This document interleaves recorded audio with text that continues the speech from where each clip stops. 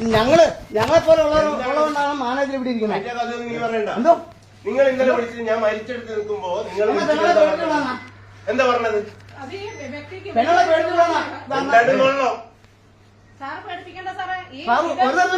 അല്ല, നിങ്ങൾ ഇവിടെ ഇന്ന് വന്നിട്ട് ലോൺ എടുക്കണം ഇതുവരെ പറഞ്ഞോ? ലോൺ എടുക്കാൻ പറ്റില്ല. ആരോടും വിടാതിരിക്കാണ്. ഇതാണോ ഒരു മാനേജർ പറയുന്ന മര്യാദ? ഇങ്ങനെ പല മര്യാദക്കാർ പറഞ്ഞു.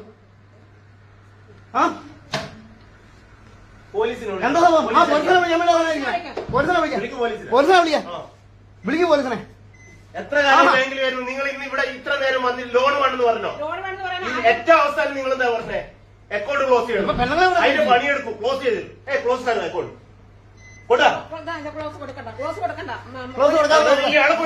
ഞങ്ങൾക്ക് നഷ്ടപരിഹാരം തന്നില്ല. ഇയാൾ വന്നിൽ കൃഷി ചെയ്ത് വന്നു നോക്കും.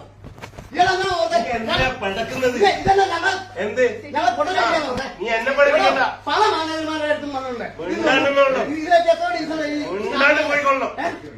പുള്ളിക്ക് മലയാളം ശരിക്കും എന്താണ് എന്ത് മര്യാദ കൂടിയാ പെരുമാറുന്നത്? എന്നെ മര്യാദ പഠിപ്പിക്കണ്ട. പിന്നെ തന്നെ കപ്പയില് എടോ ഞാൻ അങ്ങനെയാണ്. എത്ര പേർക്ക് അല്ലാത്തവരുടെ കൃഷി ചെയ്യാതെ കൊടുത്തതായിരുന്നു കാര്യം. താൻ കൃഷി ചെയ്യാതെ എത്ര പേർക്ക് ഇവിടുന്ന് തന്റെ താമസത്തിന് നല്ല വീട്ടിൽ കൊണ്ട് കൊടുത്താണ്. ഇവിടെയല്ല പറഞ്ഞത്. ഇവിടെ ജനങ്ങളോട് താൻ ഇവിടെ ഇങ്ങനെ എന്നെ തരണോ?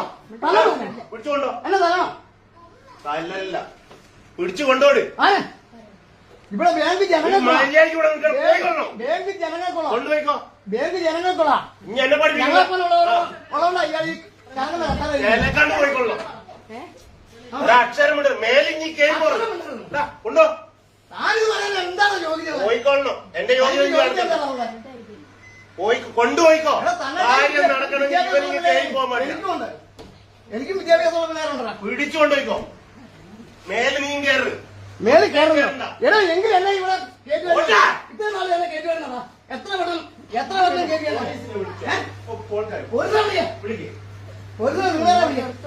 ഞാൻ വിളിക്കാന്നല്ല. അങ്ങനെയൊന്നല്ല. ഇനി പഠിപ്പിക്കണ്ട.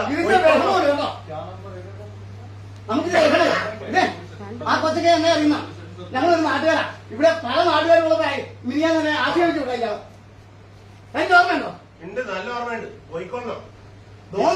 ലോൺ തരികയല്ല കൃഷി പറഞ്ഞ ഇയാളെ ആശയമായിട്ട് ഇവിടെ കുറെ പേരുണ്ട്. എന്റെ നാട്ടുകാരാണ്. നിങ്ങളെ കാര്യം നടക്കണ ഇവനെ കൊണ്ടുപോയിക്കോ. മേലിൽ ഇവൻ കയറാൻ പാടില്ല. ഇങ്ങോട്ട് പുഷ്പയും ബാങ്ക് കയറാൻ പാടിരുന്നോ?